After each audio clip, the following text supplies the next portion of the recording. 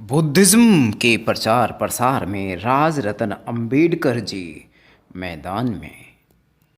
10 करोड़ रुपया subscribe, university video की share एक करें। साल में बौद्धों की खुद की यूनिवर्सिटी हम अपने पैसों से खड़ा कर सकते हैं। अरे ये तो इस देश की व्यवस्था ने आपको दलित दलित बनाकर कमजोर बना दिया है। आप कोई कमजोर लोग हो। फिर मैं इकोनॉमिक टाइम्स का हवाला देता हूं। पिछले साल 16 अप्रैल को इकोनॉमिक टाइम्स का मैं एक खबर पढ़ रहा था और वो खबर में यह था कि बाबा साहब अंबेडकर जी की जयंती, बर्थ एनिवर्सरी नहीं होने की वजह से, क्योंकि 14 अप्रैल 2020 को हम जयंती नहीं मना पाए, स्ट्रिक्ट लॉकडाउन था, कड़क लॉकडाउन था, घर से बाहर नहीं निकल पाए। इकोनॉमिक टाइम्स ने इस खबर को छापा। अब इकोनॉमिक टाइम्स को क्या लेना देना है बाबा साहब की जयंती से? क्या छापता है पता है वो इकोनॉमिक टाइम्स? इकोनॉमिक टाइम्स छापता है कि बाबा साहब की जयंती न होने की वजह से भारतीय अर्थव्यवस्था को 2100 करोड़ रुपए का नुकसान हो गया। 14 अप्रैल भारत में नहीं होने की वजह से। अब 14 अप्रैल में क्या होता है? हम डीजे लाते हैं, गाने बजाते हैं, घर को पेंट करते हैं, नए कपड़े लाते हैं, कोई कुछ लोग गाड़ियां खरीदते हैं, पटाखे लाते हैं, आतिशबाजी करते हैं, इस तरह के प्रोग्राम होते हैं। अब ये टेंट लाया गया है, ये माइक लाया गया है, स्टेज लाया गया है, ये सारा पैसा हमने अर्थव्यवस्था को दिया ना। शाल लाए गए, मोमेंटम्स लाए गए। तो इस तरह से 14 अप्रैल को एक दिन में हम भारत सरकार को कितना पैसा देते हैं? 2100 करोड़। पूरे साल भर में भारत के मंदिरों में भी इतना पैसा नहीं पड़ता होगा जितना एक दिन में हम बाबा साहब के लिए मनाने के लिए उड़ा देते हैं। सोचिए, ऐसे लोगों को दलित बनाया है। आप दलित हो, जो लोग बाबा साहब को अभिवादन करने के लिए एक दिन में 2100 करोड़ रुपया खर्च करते हैं, क्या वो लोग दलित हैं? ये तो आपका मानसिक खच्चीकरण करने के लिए आपको दलित बताते हैं। आप दलित हो, आप कुछ कर नहीं पाओगे। आप दलित हो, पिछड़े हो, दबे हुए हो, कुचले हुए हो। अरे आप लोग दलित नहीं हो। बाबा साहब ने आपको इस दलित मानसिकता से बाहर निकाला है। ये बौद्ध धर्म बाबा साहब ने आपको देकर महलों में, बड़े बड़े कोठरियों में आपको एक ही रात में परिवर्तित नहीं किया, लेकिन वो मानसिकता तैयार की। क्या मानसिकता? बौद्ध धर्म से पहले हम लोग जातियों में बिखरे हुए थे। कोई चमार था, कोई नाई था, कोई गड़ियारा था, और सिर्फ जाति में विभाजित नहीं थे, हर जाति का एक काम था। चमार क्या काम करेगा? जूता बनाने का, चमड़ा साफ करने का। नाई क्या काम करेगा? बाल काटने का। गड़ियारा क्या करेगा? वो भेड़ बकरी चराने का। हर जाति का काम मनुस्मृति ने तय कर रखा था। अब बाबा साहब ने बौद्ध धर्म की दीक्षा दे दी। बहुत लोग इसके ऊपर बात कर रहे हैं, वीडियो बनाते हैं, न्यूज चलते हैं कि धर्मांतर से हमारा क्या फायदा हुआ। बौद्ध धर्म दीक्षा लेने के बाद हमारा फायदा क्या हुआ? बहुत लोग आज इस बात पर चर्चा करते हैं। क्या फायदा हुआ, यह मैं आज आपको बताना चाहता हूं। बौद्ध होने से पहले हमारी स्त्रियां, हमारे लोग जातियों में बटे हुए थे। हमारी स्त्री ये सपना क्या देखती थी? चमार की स्त्री क्या सपना देखती थी कि आज मेरा बच्चा खेल रहा है, सामने के पेड़ के नीचे वो मोची, क्या कहते हो आप लोग, कॉबलर, चमार बैठता है, लोगों के जूते सीने का काम करता है, जूते बनाने का काम करता है। आज 60 साल का है। मेरा बच्चा जब बड़ा हो जाएगा तब ये सामने के पेड़ के नीचे बैठा हुआ जो मोची है, चमार है, ये बूढ़ा हो चुका होगा, मरने को आया होगा, और मेरा बच्चा जाकर वहां पर बैठेगा और सारे पैसे मेरा बच्चा कमाएगा। ऐसे हमारे चमार की स्त्री को सपने आते थे। नाई की स्त्री को क्या सपना आता है? नाई की स्त्री सपना देखती थी कि सामने के पेड़ के नीचे वो व्यक्ति बैठता है, नाई बैठता है, लोगों के बाल काटने का काम करता है। आज वो बूढ़ा हो चुका है, कल मेरा बच्चा जब बड़ा हो जाएगा तब वो उस पेड़ के नीचे बैठेगा और लोगों के बाल काटने का काम मेरा बच्चा करेगा और वो सारे पैसे मेरे बच्चे को मिलेंगे। अब बाबा साहब ने बौद्ध धर्म की दीक्षा ले ली। अब कोई चमार नहीं रहा, कोई नाई नहीं रहा, कोई गड़ियारा नहीं रहा, और जब नाई नहीं रहा तो नाई के काम भी नहीं रहे, कोई चमार नहीं रहा तो चमार के काम भी नहीं रहे। अब वो बौद्ध बन गए। अब बौद्ध होने के बाद हमारी स्त्रियों को क्या सपना आता है पता है? हमारी स्त्रियां क्या सपना देखती है? सुप्रीम कोर्ट का जज आज 40 साल का है, मेरा बच्चा जब बड़ा हो जाएगा तब ये रिटायरमेंट को आया होगा, और जैसे ही ये रिटायर होगा मेरा बच्चा जाकर उस सुप्रीम कोर्ट के चेयर पे जाके बैठेगा, सुप्रीम कोर्ट के चेयर जज के कुर्सी पर जाकर बैठेगा। ये परिवर्तन हुआ। अगर चमार बने बैठे होते, नाई बने बैठे होते, तो आज भी कौन सी जगह ढूंढते? चमार की, नाई की। आज बौद्ध होने के बाद कौन सी सीटें दिखाई देती है? आईएएस की, आईपीएस की, डॉक्टर की। कई सारे राज्यों में जब मैं जाता हूं, अब मैं यहां से जाऊंगा राजामुंद्री, आंध्र प्रदेश में एक जगह है, वहां के लोगों को बाबा साहब के बारे में इतना पता नहीं है। वहां के लोगों को भी बाबा साहब की विचारधारा को बताने का काम कर रहा हूं।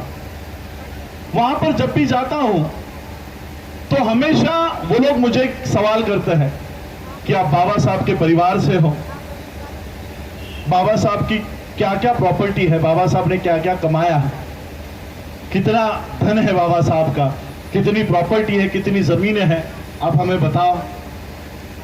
तो उन्हें इतना बाबा साहब के बारे में पता नहीं। आप लोगों को तो पता है बाबा साहब की संपत्ति क्या है। बाबा साहब का महापरिनिर्वाण आपके दिल्ली में ही हुआ। जब बाबा साहब का महापरिनिर्वाण हुआ तब बाबा साहब के खाते में, बाबा साहब के अकाउंट में 15,000 रुपए थे। आज भी वो पर्ची मेरे पास है, 15,000 रुपए। 4 खातों के मंत्री रह चुके थे बाबा साहब, 4 खातों के, 4 डिपार्टमेंट के मंत्री, और उनके खाते में 15,000 रुपए। कुछ बैंक का कर्जा। तो कुछ लोग पूछते हैं कि बाबा साहब ने फिर पूरे जीवन में कमाया क्या? अगर सिर्फ 15,000 रुपए उनके अकाउंट में थे तो बाबा साहब ने कमाया क्या? आज मैं आपको बताना चाहता हूं क्या कमाया। भंडारी साहब प्रिंसिपल रह चुके हैं। आप प्रिंसिपल रहते सर? प्रिंसिपल है। आप लोगों में कई सारे लोग डॉक्टर बैठे होंगे, इंजीनियर बैठे होंगे, लॉयर बैठे होंगे, प्रोफेसर बैठे होंगे। ये कमाया बाबा साहब ने, ये कमाई है बाबा साहब की, ये प्रॉपर्टी है बाबा साहब की। और इसलिए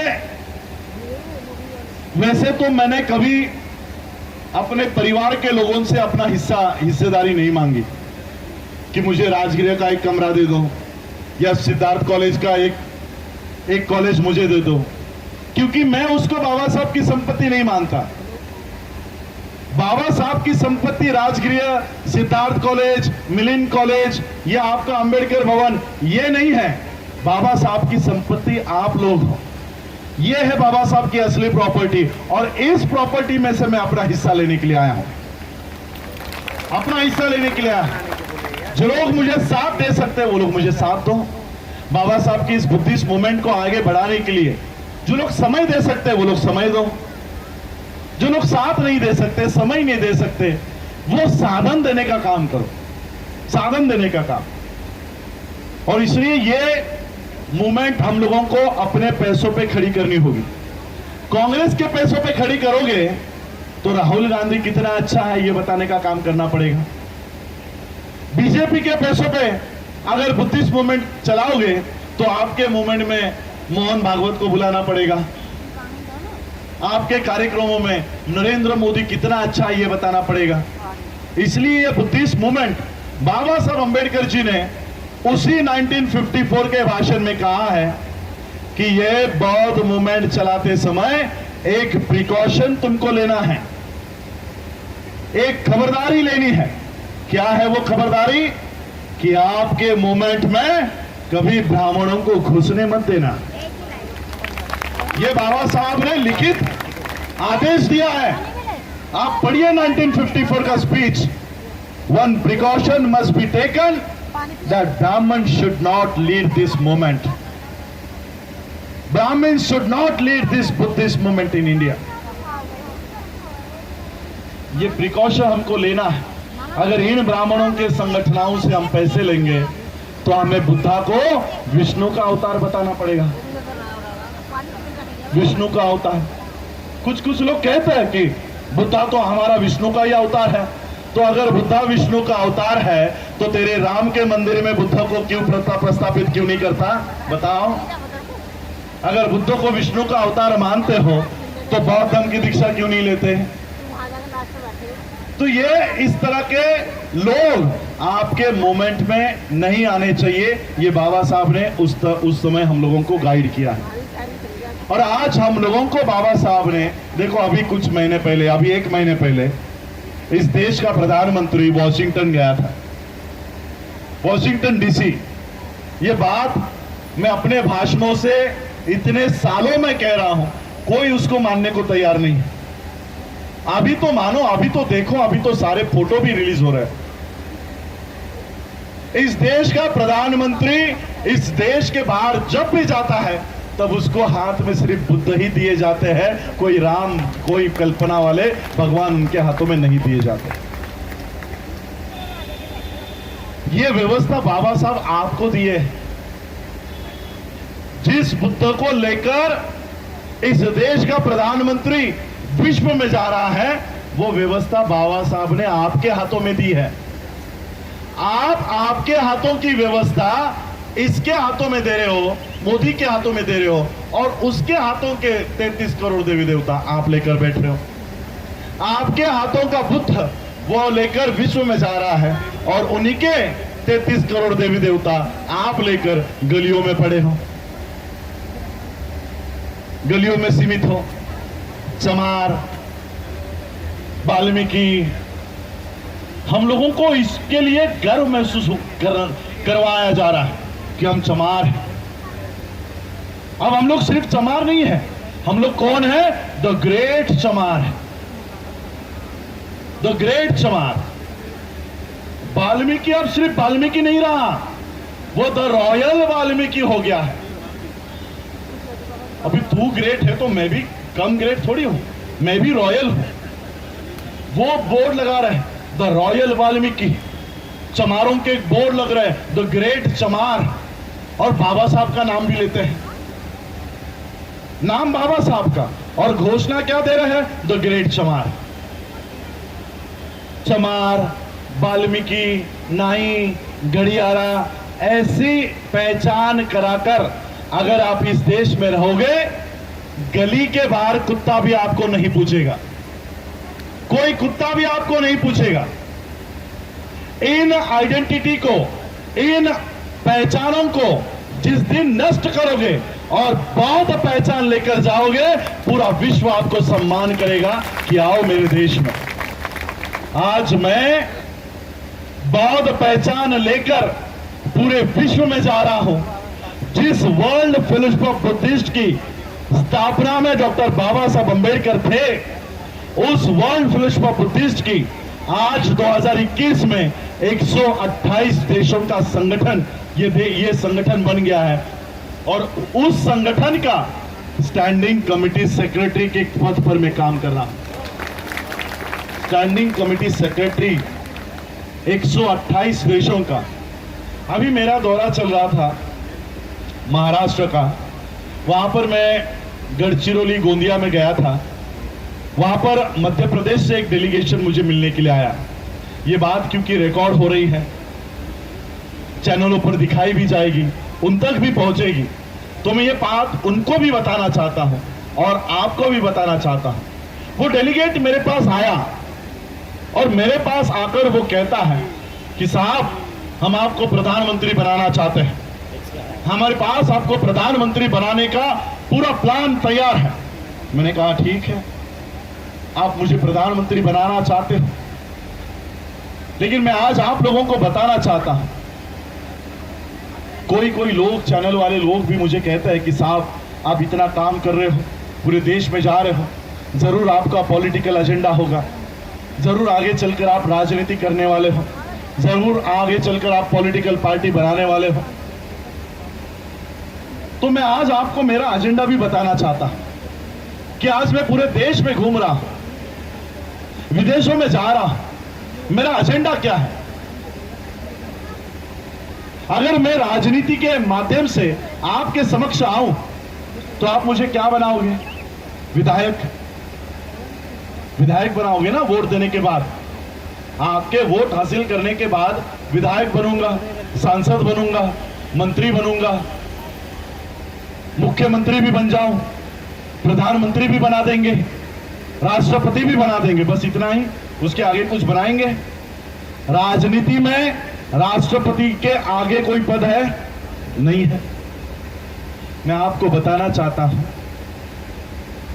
मेरे जन्म लेते ही मेरे नाम के पीछे जो अंबेडकर नाम लगता है, ये राष्ट्रपति पद से कई गुना महान है, कई गुना ऊंचा है, कई गुना बड़ा है। और इसलिए मैं ये छोटे मोटे पदों के लिए काम नहीं कर रहा, छोटे मोटे पदों के लिए काम नहीं कर रहा। मैं इस देश में बौद्धों की स्वतंत्र व्यवस्था खड़ी करने का काम कर रहा हूं। बौद्धों की स्वतंत्र व्यवस्था। इस देश में सरकार किसी की भी हो, कांग्रेस की हो, बीजेपी की हो, आम आदमी की हो, बीएसपी की हो, एसपी की हो, किसी की भी हो, इस देश के बौद्धों को किसी भी राजनीतिक दल के सामने गिड़गिड़ाना की नौबत नहीं आए, ऐसे बौद्धों की अवस्था इस देश में होनी चाहिए। हमारे खुद के व्यवसाय, हमारी खुद की शिक्षा, हमारे खुद के आरोग्य की व्यवस्था, यही चाहिए ना हमको। और क्या मांगते हैं हम सरकार से? सरकार से हम रोटी मांग रहे हैं? नहीं। सरकार से हम मांग क्या रहे हैं? तो जो मांगे हम सरकार से मांग रहे हैं वो तो हम खुद पूरा कर सकते हैं, अगर अपने रिसोर्सेस को सही जगह पर लगाए। और इसलिए हमको ये सारी व्यवस्था खड़ी करनी है। आने वाले 10 सालों में मैं बाबा साहब ने जो सेपरेट सेटलमेंट के माध्यम से जो व्यवस्था खड़ी करनी चाहिए थी, जिसको गांधी ने विरोध किया और बाबा साहब का ये प्रोजेक्ट, बाबा साहब का ये संकल्प अधूरा रह गया, उस सेपरेट सेटलमेंट को फिर से रिवाइव करना चाहता हूं। इस काम में आप लोग साथ दीजिएगा, इस काम में आप लोग साथ देकर बौद्धों की स्वतंत्र व्यवस्था खड़ी करने का काम कीजिए। आने वाले 5 सालों में इस देश में ऐसा एजुकेशन सिस्टम आपको देखने को मिलेगा। देखिए, अभी मंत्री जी ने कहा न्यू एजुकेशन पॉलिसी के माध्यम से पूरी शिक्षा खत्म कर दी गई है। आज का रेट है जूनियर केजी का 3.5 से 4 लाख रुपए एडमिशन फी है। आपके बच्चे दे पाएंगे? अगर नहीं देते हो तो सरकारी स्कूलें हैं, उसमें शिक्षा के अलावा सब है। खिचड़ी मिलेगी, उत्तर प्रदेश में तो इससे भी अच्छा व्यंजन मिलता है, रोटी और नमक। ये सारा खिलाया जा रहा है। और अच्छी शिक्षा के लिए हम लोग अपने बच्चों को रायन इंटरनेशनल, ऑक्सफोर्ड इसमें डाल रहे हैं। उन स्कूलों में हमारे बच्चों को सुबह जाते ही गुरु ब्रह्मा, गुरु विष्णु, गुरु देवो महेश्वरा, ये सिखाया जाता है। सिखाया जा रहा है कि नहीं जा रहा? पैसे आपके, बच्चे आपके, और सीख क्या रहे हैं? गुरु ब्रह्मा, गुरु विष्णु। इसलिए हमने भी एक संकल्प लिया है, हमने भी एक प्रोजेक्ट बनाया है। बुद्धिस्ट यूनिवर्सिटी के माध्यम से सभी राज्यों में बुद्धिस्ट स्कूलें बनाएंगे, बुद्धिस्ट कॉलेज बनाएंगे, और यहाँ पर वर्ल्ड का सबसे बेस्ट यूनिवर्सिटीज के एजुकेशन यहाँ से लागू करेंगे। अगर अच्छा एजुकेशन आपको दिया जाता है तो आपके बच्चे अगर गुरु ब्रह्मा गुरु विष्णु बोल सकते हैं तो वही एजुकेशन हम देंगे, और ब्राह्मणों के बच्चों को इस बुद्धा के सामने नतमस्तक करके, बाबा साहब के सामने नतमस्तक करके बुद्धम शरणम गच्छामि भी उनके मुंह से बुलवाएंगे। ये काम हम लोग आने वाले समय में करने जा रहे हैं।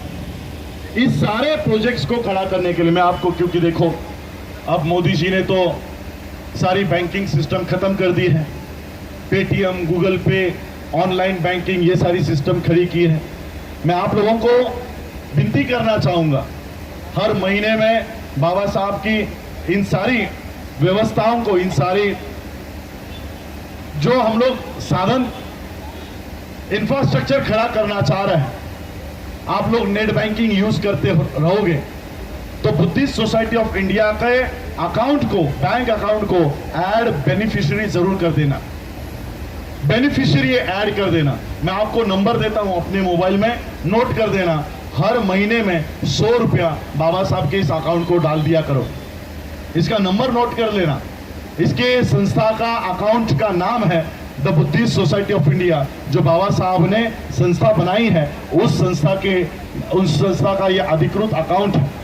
इसका नंबर है 267510101737। फिर से एक बार बोलता हूं, 267510101737। The Buddhist society of India account number 267510101737। उसका क्या आप कहोगे तो आईएफएससी कोड है CNRB, यानी Canara bank. Canara bank nationalised bank है, हर स्टेट में इसकी ब्रांचेस है। कैनरा बैंक का CNRB 000002675, ये इसका आईएफएससी कोड है। इस बैंक अकाउंट को बेनिफिशियरी के तौर पर आपके नेट बैंकिंग में ऐड कर देना। जब भी अभी आपको लगे कि आज मेरा प्रमोशन हो गया है, आज मेरा इंक्रीमेंट हो गया है, आज मेरे बच्चे का जन्मदिन है, आज मेरे शादी की सालगिरह है, 100 रुपया, 500 रुपया बाबा साहब के संस्था को जरूर वहां पर डोनेट करना। ECS की सिस्टम हमने की है और इस तरह से 100 रुपया 1 लाख लोग यहाँ पर अगर हम इकट्ठा कर पाए, अपनी व्यवस्था खुद खड़ी कर सकते हैं। किसी के सामने गिड़गिड़ाने की हमको जरूरत नहीं है। इतना सारा साधन हमारे पास है, हमारे हाथों में है। और इसलिए आज बाबा साहब के इस महान कार्य को हम नमन करने के लिए यहां इकट्ठा हुए हैं। और सिर्फ नमन नहीं करना है। देखो, महाड़ के 14 तालाब का आंदोलन सबको पता है। महाड़ के 14 तालाब का आंदोलन पता है आपको? 50,000 लोग थे बाबा साहब के पीछे। 50,000 लोगों ने उस महाड़ के 14 तालाब को चारों ओर से घेर लिया। पानी पीने का अधिकार प्रस्तावित किया जा रहा था। सबसे पहले बाबा साहब ने उस 14 तालाब के पानी को हाथ में लिया और बाबा साहब ने वो पानी ग्रहण किया, पानी पिया। अब जो बाकी के बगल में 14 तालाब के बगल में जो लोग बैठे हुए थे, उन्होंने क्या किया बताओ मुझे? हाथ जोड़े और बाबा साहब को प्रणाम किया कि बाबा साहब आपने बहुत अच्छा काम किया है, आपको सलाम है, आपको वंदन है। ये काम किया या बाबा साहब के पीछे पीछे उसी तरह से हाथ में पानी लिया और पानी पीने का काम किया? क्या किया? दोनों में से पानी पीने का काम किया। जिन्होंने पानी पीने का काम किया उसे क्या कहते हैं पता है? अनुकरण करना। नेता का अनुकरण उन अनुयायियों ने किया। अगर हाथ जोड़ते तो क्या होता? पूजा करना, भक्ति करना। अब मुझे बताओ, आप लोग यहां पर इकट्ठा हुए हो, वो बाबा साहब को पूजा करने के लिए आए हो या अनुकरण करने के लिए आए हो? अनुकरण। बाबा साहब का अनुकरण करने के लिए आए, क्योंकि हम बाबा साहब के भक्त नहीं हैं, हम बाबा साहब के अनुयायी हैं। हमें अनुयायी कहा जाता है। और इसलिए हाँ, आज के दिन बाबा साहब ने बौद्ध धर्म की दीक्षा लेकर हमको बौद्ध बनाया। बाबा साहब आपको नमन है। ऐसा काम हमको नहीं करना है। हमको बाबा साहब के पद चिन्हों पर चलना है। और इसलिए आज हम लोगों को, मैं आपको कहना चाहूंगा, त्रिशरण पंचशील तो मेरे आने से पहले हो चुका होगा। त्रिशरण पंचशील तो हुआ है। बाबा साहब ने उसी 1954 के कॉन्फ्रेंस में एक और बात कही। किन से कह रहे पता है बाबा साहब? 54 देश के प्रेसिडेंट से। बौद्ध धर्म में कोई कॉमा तक चेंज नहीं कर सकता। बाबा साहब उन बौद्ध देशों से कहते हैं, only Trisharan and Panchsheel is not enough. सिर्फ त्रिशरण और पंचशील काफी नहीं है। इसके लिए और भी कोई, वो कॉपी हो तो अभी है ना? नहीं, अभी करा दो फिर। नहीं, 22 प्रतिज्ञा। फिर मैं निकल जाऊंगा। अच्छा, और कुछ काम? ठीक, यही बात कहूंगा कि हमें बाबा साहब के संस्थाओं को मजबूत करना चाहिए। आज बाबा साहब के वजह से हम लोग 1 लाख संगठन बना सके हैं, ये बाबा साहब के संविधान के वजह से। लेकिन जिन बाबा साहब ने संस्थाएं बनाई हैं, उनकी हालत आज देखो क्या हो गई है। 1 रुपया खाते में नहीं, 4 अलग अलग संस्थाएं बनी पड़ी है। अलग अलग